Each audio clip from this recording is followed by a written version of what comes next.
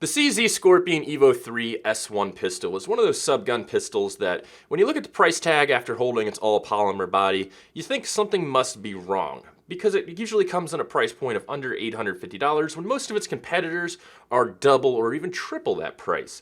So you figure something must be wrong. There's an alarm bells going off. You know, it's the price usually means quality, and this day and age, most guns are double or triple this price. So there's something wrong with it. And I ran into this scenario a while ago when I had a choice between a SIG MPX, the Scorpion Evo 3, or a Zenith Z5K MP5 clone. I ended up choosing the MP5 clone because I know what a Zenith means, and I'm an MP5 fanboy. But it was almost 3 times the price of the Evo 3. And I always kicked myself for not getting the Evo 3 because it looked solid, and with that price point, it would have allowed me to put all kinds of little fun stuff all over it because I wouldn't have spent as much money. Well, thanks to CZ USA, I finally have an Evo 3. And not even just an Evo 3, a Battleship Gray Evo 3, which I think is a factory color that is unique and one of those things that you don't see. Almost everyone gets black or FDE or OD. No, this comes in a gray, which is actually really awesome. Now, the Scorpion Evo 3 is a pistol. So it comes with no buttstock, it is a pistol. You can put a brace on it like I have, which will allow you to, you know, not get out of that kind of pistol area, but it's still considered a pistol. And you can use that brace, and I have the SB Tactical brace for it, until you do the paperwork and actually make it an SBR and put that buttstock on it. Now this gun is unique that it's mostly polymer, and it's a 5-pound pistol. This thing is only 5 pounds. It's extremely light. It has a 7.7-inch barrel. It's just a very light gun. It feels toyish, but it still has that quality that you'd expect from anything that's made of more, you know, stronger materials. This thing has some really great qualities about it. You look at it and you think, ew, it's, you know, this thing is probably going to be junk, but it's not. It feels great. It feels like it should be an MP5 competitor. It's so smooth. The trigger on it, single action trigger, is perfect. A lot of people say they need to change out the triggers and stuff like that. I say stick with the stock trigger. The stock trigger is amazing.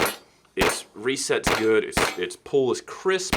There's no need. There's some junky triggers out there, and this isn't one of them. This is a very well made trigger, and not even that, the polymer itself is very well made. It's light enough to be able to take the recoil and not, you know, run with it when you pull the trigger and allow you to get on it, but it doesn't fatigue you in any sort of way carrying it around. I ran around the range all day long shooting this thing.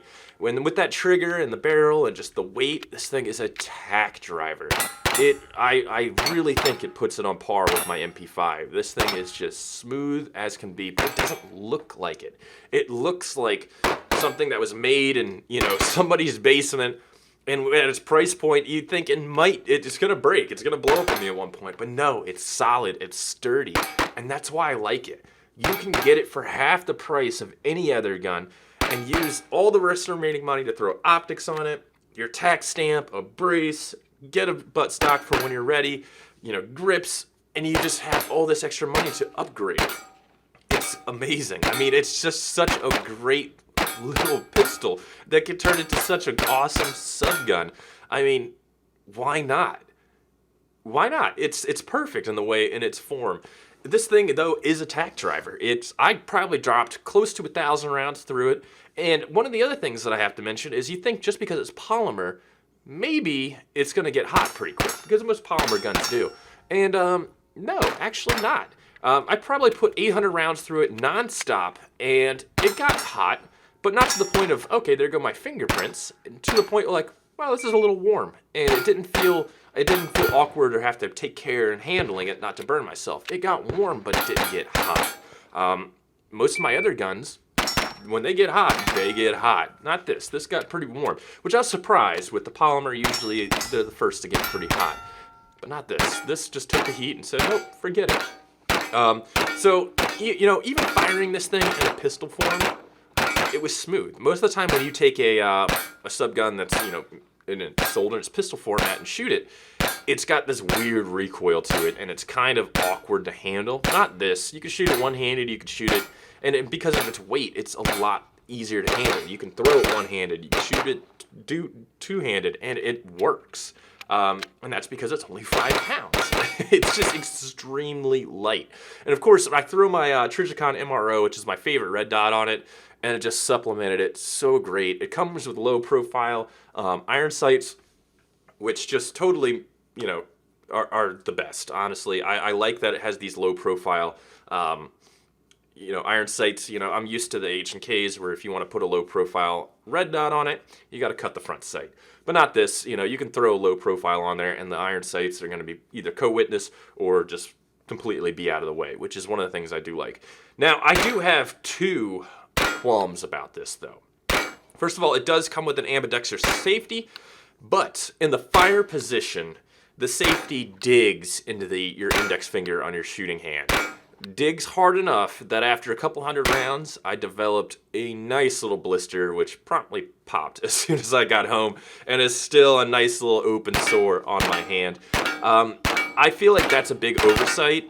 That was a kind of a, why did they ship it like this? Why was it, you know, why didn't we just get a safety we could flip around, or, you know, remove, and it would be okay. There are aftermarket kits to remove that or turn it into an AK selector. That is one of the you need to get upgrades that I'm going to tell you. If you end up getting this Evo 3, you need to get that because you're going to be blistered all over the place. Surprisingly, for 9mm, that does dig pretty hard into your finger. You know, and I didn't think it was going to be that bad. It was kind of an annoyance when you first grip it, but after a couple hundred rounds, you start to feel it. And it becomes like, what the hell? Why is it like this? That's a big annoyance to me that this was kind of an oversight. The other thing is the mags. Now, they are polymer mags, see-through polymer mags. They are light, but for some reason, I couldn't get them to drop. I would hit the mag release, and they would just stay in there. No matter what force I put on it, other than just straight ripping it out of the gun, it would not drop out. I could whip it around and it would just stay in there. That made my speed reloads super awkward and just a pain in the butt to deal with. The weird thing is, though, that if I left a single round in the mag, it would drop out just fine. I don't know. I'm going to look into this, investigate it a little more, see if I can find some weighted mags. That might be a little better. But the mag release is pretty nice. It's right there. It's just a little flap. You can push it with your trigger finger. You can grip the mag. You can hit it with your thumb, rip it on out. Either way, I liked the mag release on it. It's a nice little addition. Also, the bolt release is a kind of a AR style release, but instead of just being a push button, it's a lever down. So as you stick the mag in, it takes some practice and some muscle memory. You can throw the mag in, and as your thumb is up when the mag goes in, you can hit the thumb down in the same motion and load a mag. It takes a little bit of practice, but I do like it. It's kind of small and an awkward place to slap if you want to do that, but I feel that loading it with the thumb, after some muscle memory, definitely becomes, you know, the way to go. Now, it does have a 1/2x28 thread under a thread protector under the muzzle brake that perfectly complements suppressors. Luckily enough, I had my AAC Tyrant 45, which did have a 1/2x28 piston that I could get for it, and I threw it on there, and fit perfectly. I had no walk, no POI shift, no nothing. It just was perfectly on there, good to go. And this gun really runs well suppressed. You know, it's a 9mm, you're not going to get overgassed, so I wasn't worried about that. But, you know, no POI shift. It just perfectly ran through it. No issues. Suppressor didn't get hot. A little loud because it is a 9mm, but it was great. It just it complemented the weight perfectly. You'd think of something 5 pounds, you throw a big long suppressor like the Tyrant 45 on there, it might kind of throw the angle off a little bit. Not at all. It kind of balanced it out. I really did like it. It was pretty smooth, to be honest.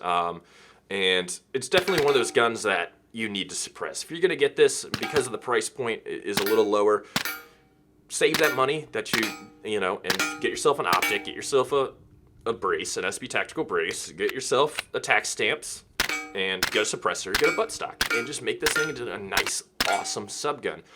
This thing ran for days. I enjoyed it. I would honestly put it on par with one of the better HK clones. It really runs smooth. The trigger's amazing. It's a tack driver. I had the missus shoot it, and she was nailing targets like it was her job. And she barely puts as many rounds down range as me. And it perfectly complements just that subgun mentality. These subguns have become so popular lately that, you know, there's almost every company has one. This is the lowest price point one you can find, and it's the highest quality. I think it's fantastic. I think this thing is, if you're in the market for a new firearm, at its price point, you can't beat it. You really can't. Of course, it's one of these guns that it's great, but you need to upgrade it because of the mags and the ambidextrous safety.